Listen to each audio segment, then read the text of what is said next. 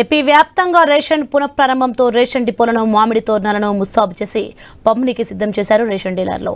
ఈ క్రమంలో ఆముదాల వలసలో MLA Koona Ravikumar ration డిపోను ప్రారంభించారు. డీలర్లు అందరూ పారదర్శకంగా బియ్యం పంపిణీ చేసే ప్రక్రియను సక్రమంగా నిర్వహించాలన్నారు. ఎటువంటి అవకతవకలు లేకుండా నిత్యం ప్రజలకు అందుబాటులో ఉండాలన్నారు. 65 ఏళ్లు దాటిన వృద్ధులకు, వికలాంగులకు ఇంటి వద్దే రేషన్ ఇవ్వాలని తెలియజేసిన ఎమ్మెల్యే కూన రవికుమార్తో మా ప్రతినిధి రాము ఫేస్ టు ఫేస్.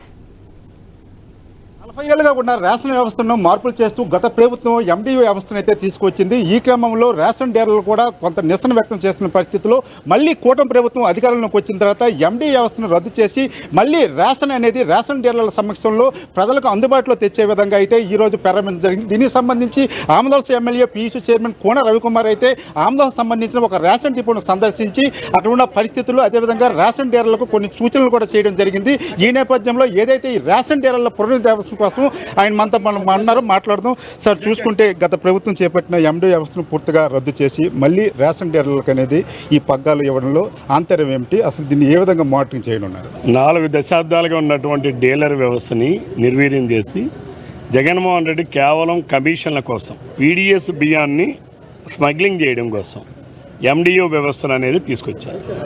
దానిని మరలా మేము స్మగ్లింగ్ని అరికట్టాలంటే మేము గడిచిన 1 సంవత్సరం నుంచి కూడా వెరిఫై చేశాం.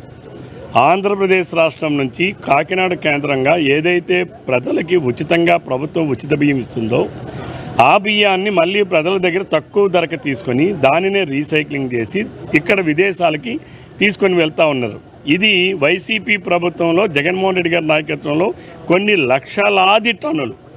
లక్షలాది మెట్రిక్ టన్నుల బియ్యం ఈ రాష్ట్రం నుంచి వెళ్ళిపోయినాయి. ఎక్కడి నుంచి వెళ్ళాయి, ఎలా వెళ్ళాయి అని మనం పూర్తిగా పరిశీలిస్తే దానికి ఆరాధ్య కేంద్రం ఆద్యం ఎక్కడి నుంచి జరుగుతుందంటే ఎండియూ వ్యాన్ నుంచి జరుగుతుంది.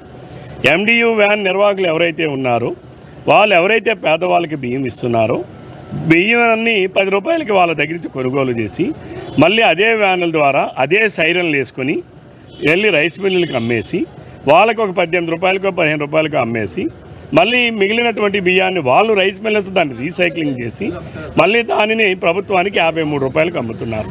అంటే ఉచితంగా ఇచ్చినటువంటి బియ్యం మళ్ళీ అదే బియ్యం ప్రభుత్వానికి చేరేటప్పటికి కేజీకి 53 రూపాయలు పెట్టి ప్రభుత్వం కొనుగోలు చేస్తుంది. దీనిని అరికట్టాలి, ఈ రీసైక్లింగ్ వ్యవస్థను అరికట్టాలి, స్మగ్లింగ్ని అరికట్టాలి. అంటే ఎండియూ వ్యవస్థ ఏదైతే జగన్మోహన్ రెడ్డి గారు కొన్ని వేలాది వ్యాన్లుగా అనుకుంటే కమిషన్ల కక్కుర్తి కోసం జగన్మోహన్ రెడ్డి ప్రారంభించినటువంటి వ్యవస్థ ఈ ఎండియూ వ్యవస్థ. దానివల్ల ఎవరికి ప్రజలకేం ఒరిగిందేం లేదు. ఎందుకంటే ఇంటింటికి ఇస్తా ఉన్నాడు, సన్నబియ్యం అన్నాడు, సన్నబియ్యం లేదు, ఇంటింటికి అన్నాడు, ఇంటింటికి లేదు. డీలర్ ఎలాగైతే ఒక కేంద్రం పెట్టుకొని నడుపుతున్నాడో వ్యాన్వాడు కూడా వచ్చి ఆ వీధికో ఆ ఊరికో వచ్చి ఒక రోజులో 1 గంట పాటులో ఆ సమయంలో వాళ్ళకి లబ్ధిదారుడికి బియ్యాన్ని ఇచ్చి వెళ్ళేవాళ్ళు. ఈరోజు మళ్ళీ మేము డీలర్ వ్యవస్థను పునరుద్ధరించాం. 15 రోజుల పాటు ప్రతి నెల 1వ తారీఖు నుంచి 15వ తారీఖు వరకు డిపోలు తెరిచి ఉంటాయి, ఆదివారం కూడా తెరిచి ఉంటాయి. ఎవరైతే 65 సంవత్సరాలు దాటిన వృద్ధులు ఉన్నారో వాళ్ళందరికీ కూడా ఇంటింటికి తీసుకొని వెళ్ళిమ్మని చెప్పాం. ఎవరైతే వికలాంగులు ఉన్నారో వాళ్ళకు కూడా ఇంటింటికి తీసుకొని వెళ్ళిమ్మని చెప్పాం. ఎండిఎం వెహికల్ ద్వారా ఏం జరిగేది, ఎండియూ వెహికల్ ద్వారా ఎక్కడో ఏ వీధి చెవునో ఊర్లోనో దగ్గర పెట్టి అందరినీ అక్కడికి రమ్మనమని చెప్పి సరుకులు ఇచ్చేవాళ్ళు. ఇప్పుడు అదే పని మనం చేస్తున్నాం. అది వెహికల్ ద్వారా కాకుండా రేషన్ డీలర్ ద్వారా చేస్తున్నాం. అంటే సజ్జన్నం కన్నా ఆవకే ఖర్చు ఎక్కువైపోయినట్టుగా ఇచ్చిన బియ్యమేమో ఉచితం, ప్రజలకు వెళ్ళేది 15 రూపాయలతో మనం 15 కేజీలు ఇస్తున్నాం. కానీ దాని ఖర్చు ఎండియూ వెహికల్కి ఒక మెయింటెనెన్స్కి ఒక ఖర్చు ఇస్తున్నాం, డీలర్కి జీతం ఇస్తున్నాం, ఇక్కడ డీలర్కి కమిషన్ ఇస్తున్నాం, ఎండియూ డ్రైవర్కి జీతం ఇస్తున్నాం, అక్కడ ఉన్నటువంటి హమాలీలకి జీతం ఇస్తున్నాం. ఇవన్నీ కూడాను సంవత్సరానికి 3-4 వేల కోట్లు అదనంగా ఖర్చు అవుతుంది. ఈరోజు ఈ ప్రభుత్వం ఆలోచిస్తున్నది ఆ 3-4 వేల కోట్ల రూపాయలు అదనంగా ఖర్చు అయ్యేదాంతో ప్రజలకి మళ్ళీ మనం మెరుగైనటువంటి 4 రకాల వస్తువులు ఇవ్వచ్చు, మెరుగైన విధానం ద్వారా ఇవ్వచ్చు, ఇంటింటికి తీసుకెళ్ళి ఇవ్వచ్చు. ఎవరికి ఇంటికి ఇవ్వాలి?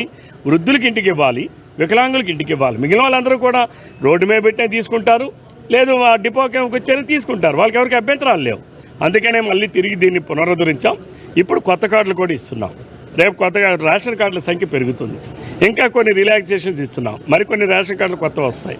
అంటే ఈ రాష్ట్రంలో రేషన్ కార్డులు ఇస్తున్నాం.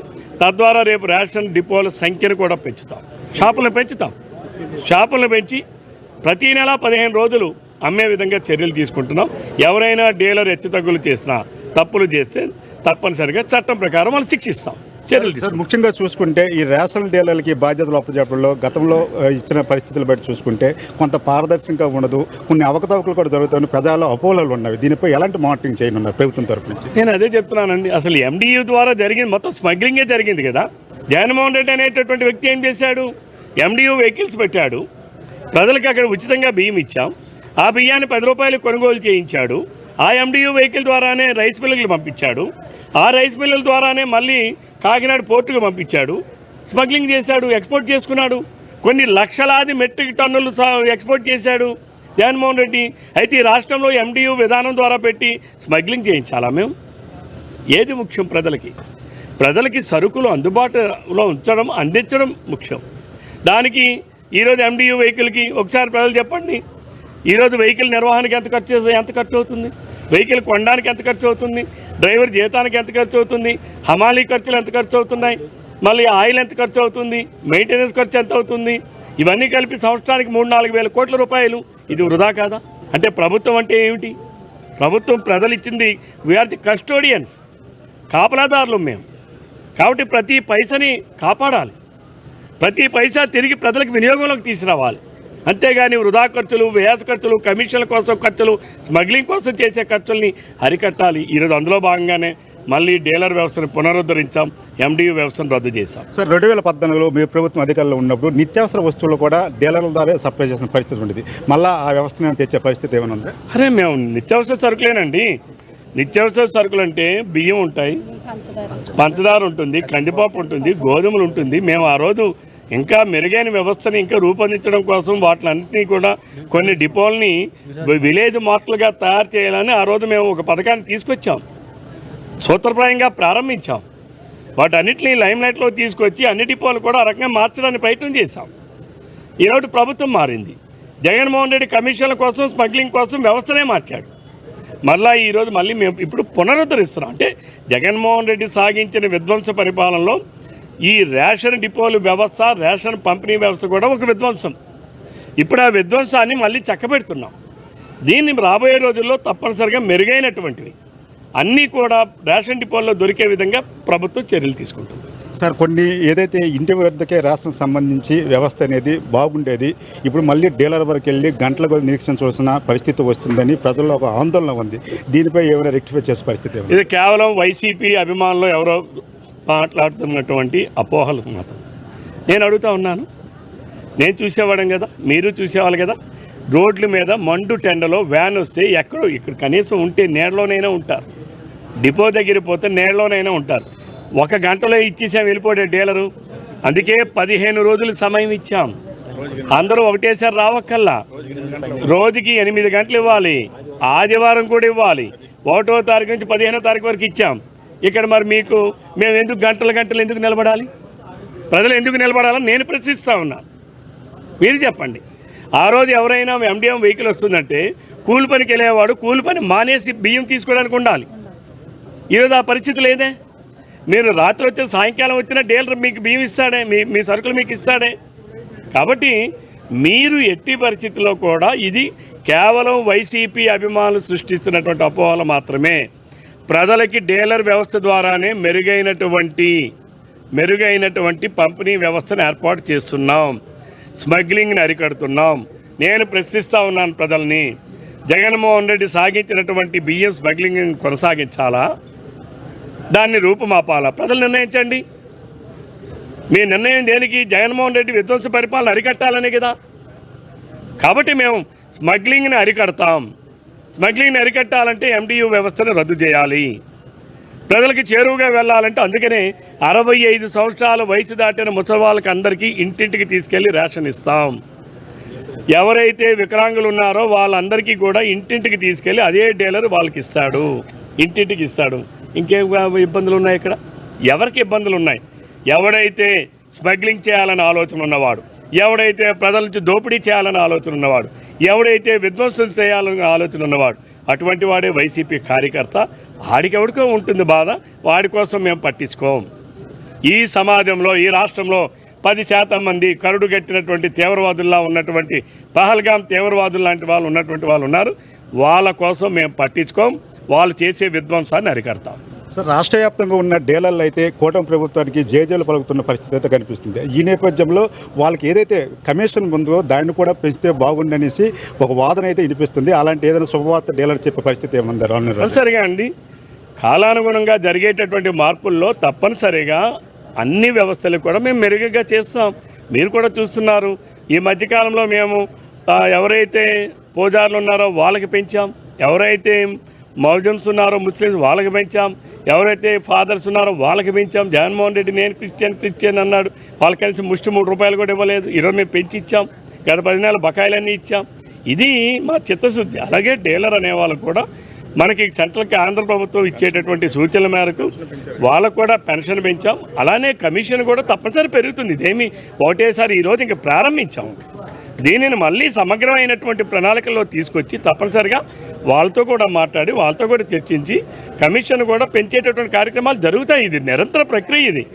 ఇదేదో ఈరోజు ఎంత పెంచాం కాబట్టి రేపు పెంచదు అనేదానికి ఏమి ఉండదు. ఇది ప్రభుత్వం ఎవరి కోసం ఉంది? ప్రజల కోసం ఉంది.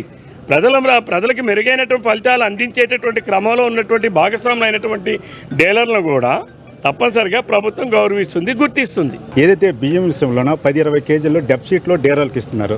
దీన్ని కవర్ చేయడానికి కూడా చాలా ఇబ్బంది పడుతున్న పరిస్థితి ఉంది డీలర్లు. దీనిపై ఏమైనా స్పెషల్ మానిటరింగ్ నేను చేసే పరిస్థితి ఉంది?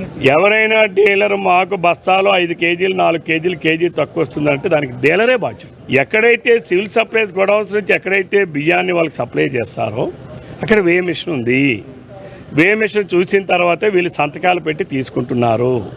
సంతకాలు పెట్టి తీసుకున్న తర్వాత ఇక్కడికి వచ్చాక బియ్యం తక్కువ ఉన్నాయంటే బాధ్యులు ఎవరు? నేను రోడ్డు మీద ఎక్కడో నా పర్సన్ పోగొట్టుకొని దాని బాధ్యుడు ఎస్ఐ అని అంటే ఎట్లా? ఎస్ఐకి కంప్లైంట్ ఇస్తాం, వాడు ఎతుకుతాడు.